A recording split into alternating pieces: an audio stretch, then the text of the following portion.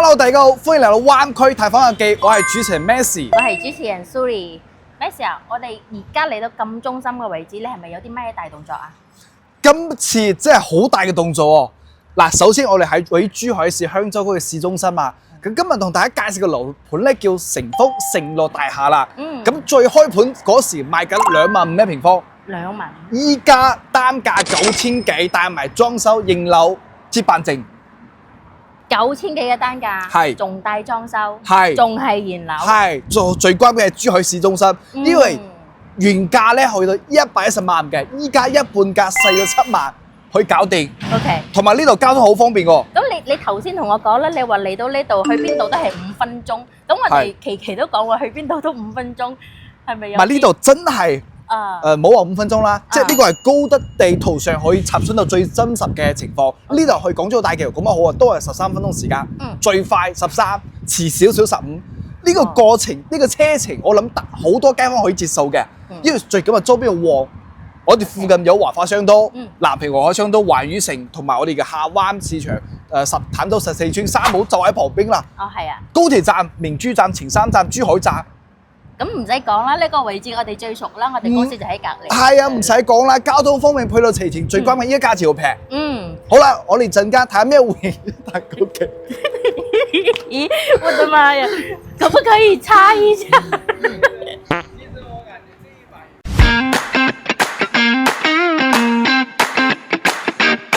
我哋而家嚟到我哋嘅10樓嘅示範單位啦，咁呢棟都係精裝修應樓嚟㗎啦，可以睇到呢度係有6部 lift 嚟㗎啦，6部 lift， 咁證明佢戶數有啲多。係，佢一層就係32套單位，係唔緊要嘅，因為呢度係珠海市中心嘛，佢有嗰個需求量。係啊，因為佢多人住啊嘛。係啊，佢流量好，地段好嘛，先有咁多套單位，係咪先？OK。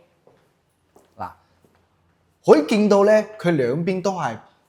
採工啊，都係可以嘅，同埋呢啲都係我哋業主咧，咁佢買翻嚟自己住嘅，係啦，都可以睇到有啲鞋具擺喺出邊，包括你右手邊都係嘅，係啦，咁就證明呢個棟大廈咧，佢唔單單係話租俾人哋酒店啦，或者租俾長租啊，同埋都有啲係自己住嘅，係啦，我哋自己住咯，係啊，有啲人需求即係唔需要咁大間屋，佢就買一啲公寓產品嚟愛你住咯，係啊，係啦。據我哋睇下楊文間，係，你咧咩事？咁呢套單位係1007號房，佢係53平方嘅，勁足53平方，呢個係我哋嘅示範單位。嗱，呢個玄關位置啦，我諗唔到佢竟然留咗咁大個鞋櫃位。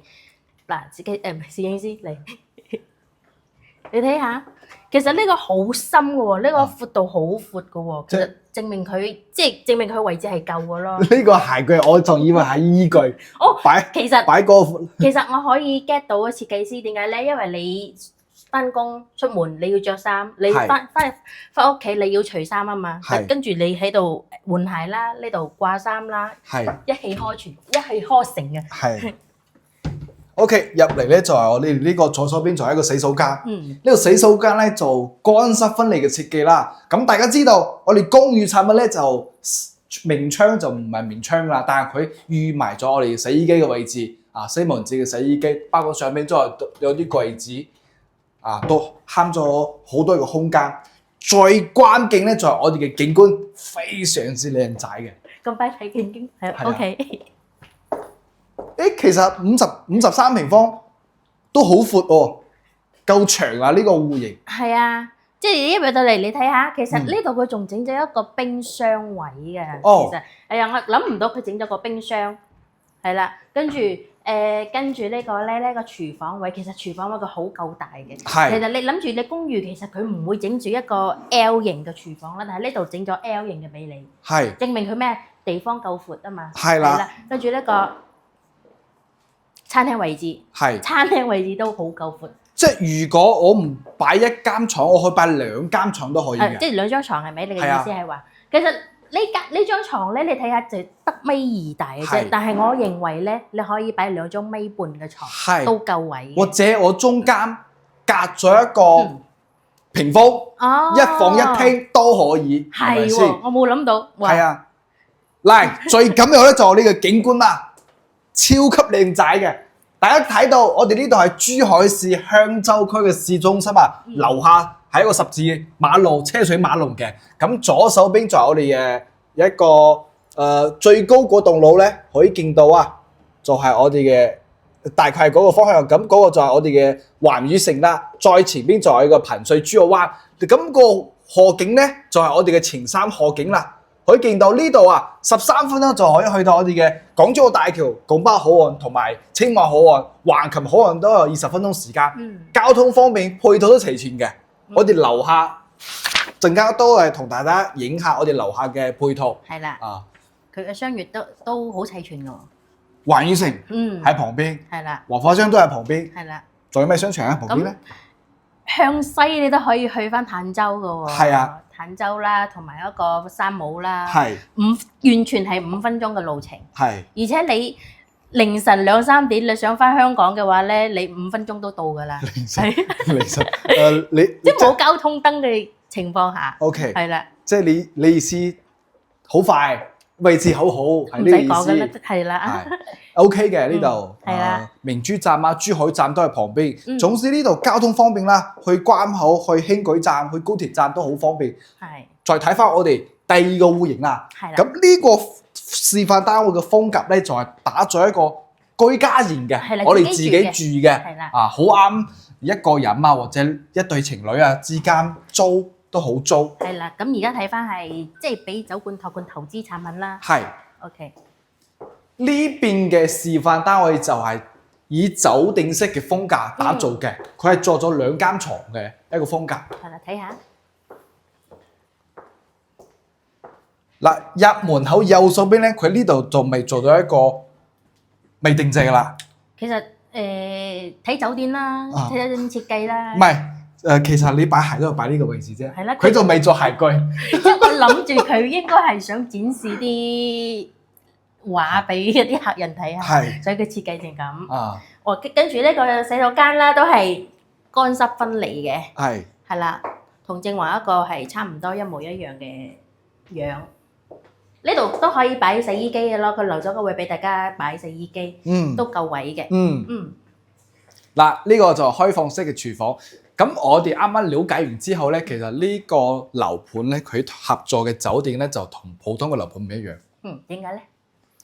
普通嘅樓盤都係以住為主。咁依家佢有一個新型嘅內地好興嘅一個叫電競。電競酒店。係啦。OK， 即係比較迎合翻年輕人嘅興趣。即係可能佢擺2部電腦喺呢個位置。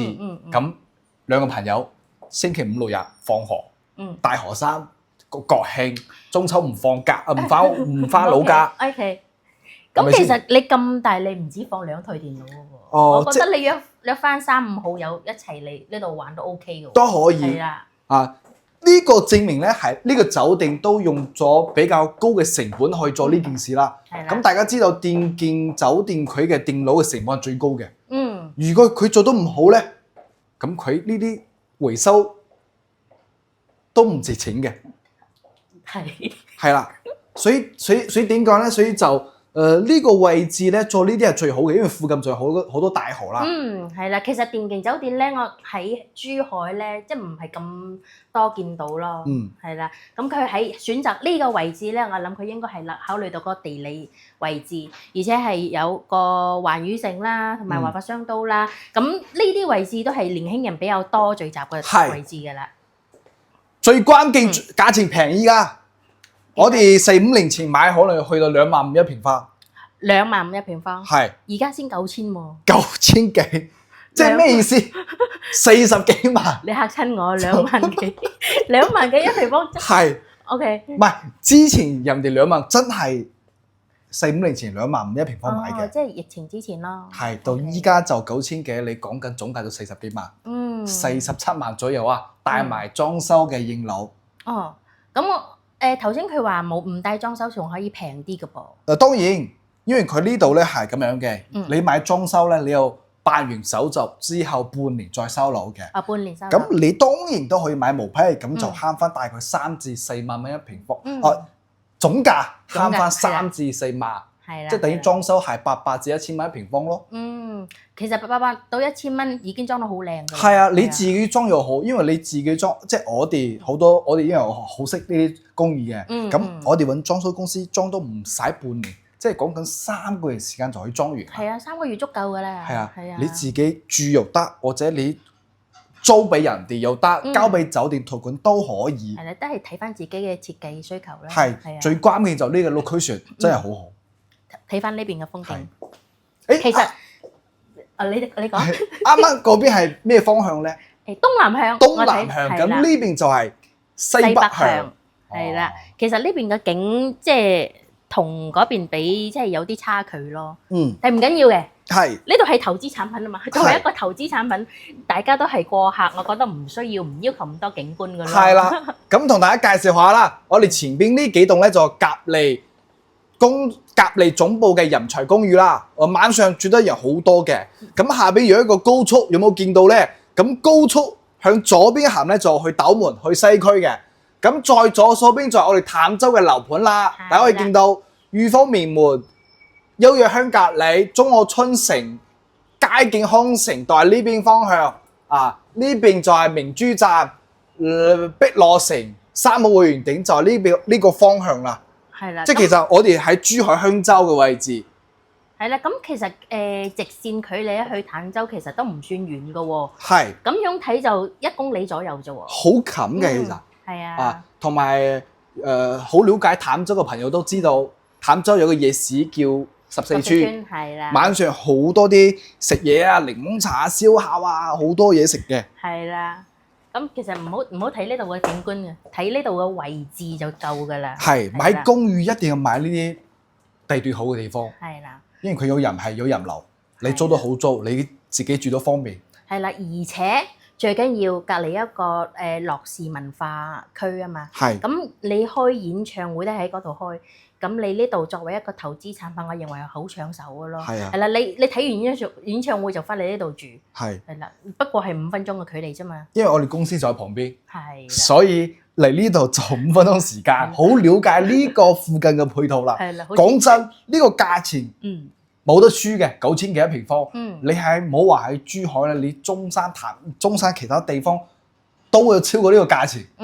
買到大裝修嘅。喺珠海呢個位置。幾乎係冇咁嘅產品係賣9000蚊一平嘅咯。係，要帶埋裝修同埋位置好好，景觀又好好。係啦。東南向嗰邊嘅景真係好 OK 嘅。咁東南向可以自己有你住。係。呢度可以作為一個投資產品。係。係。咁可能好多香港嘅街坊問啦，依家呢一棟大廈咩情況咧？咁我哋1至4樓係商場嚟嘅，係已經有 KTV， 包括樓下嘅煙酒茶已經入場㗎啦，運營緊啦嗰個 KTV。係啦。仲有一個粥肉啊！你唔記得講？仲有湘菜，係啦。咁5到10樓咧就賣緊我哋呢啲酒店式公寓啦。咁依家我哋就係10樓嘅示範單位。係。咁11至15樓咧就係我哋嘅寫字樓、辦公樓。係大積嘅喎。係啦，200平方係無坯交付嘅。咁17樓開始到25樓咧就係大單位嘅平層。即係。平層係唔需要 loft 形式嘅咯，係啦。13樓至15樓已經有嗰間酒店運營緊啦。嗰個咩好大嘅酒店？我唔記得個名添。係，嗰個就唔係民宿，就係做酒店嘅。咁我哋7樓咧嗰個電競酒店已經運營緊㗎啦。已經運營緊好多年時間啦。所以就睇大家對於呢個片區嘅理解。首先40幾萬真係好平。我哋首期俾一半先20幾萬，月供10年先2300幾。係啦，而且利率又唔係好高咯。係啊，你首付20幾萬，月供2300幾，供10年，你都可以完全可以做到。如果以租抵供嘅話，再補多200-300蚊就搞定啦。係啦，而且有啲街坊咧，佢係中意北上消費啊嘛。係。咁你北上消費，你肯定唔會有一下子就翻香港噶啦，肯定係住一晚噶啦。係。咁你而家喺住一晚嘅費用咧，你都可以即係儲米都可以買一間屋噶啦。係咯，即係我係咁認為嘅咯。係。係啦。因為你講緊40幾萬，真係呢個總價真係好平。喺珠海市中心嚟講啊，好少見到呢啲咁筍嘅單位。係啦，咁都係我哋聽到呢啲信息，第一時間咧就我哋拍呢個視頻話俾大家知，呢個地段真係好好。同埋呢個價錢好平，又係認佬啦，房產證都好快攞到數嘅。所以我哋要搶佔先機。係啦，你自己住都好啊，投資都好，收租都好，呢個都係非常唔錯嘅撿漏嘅一個機會。係啦。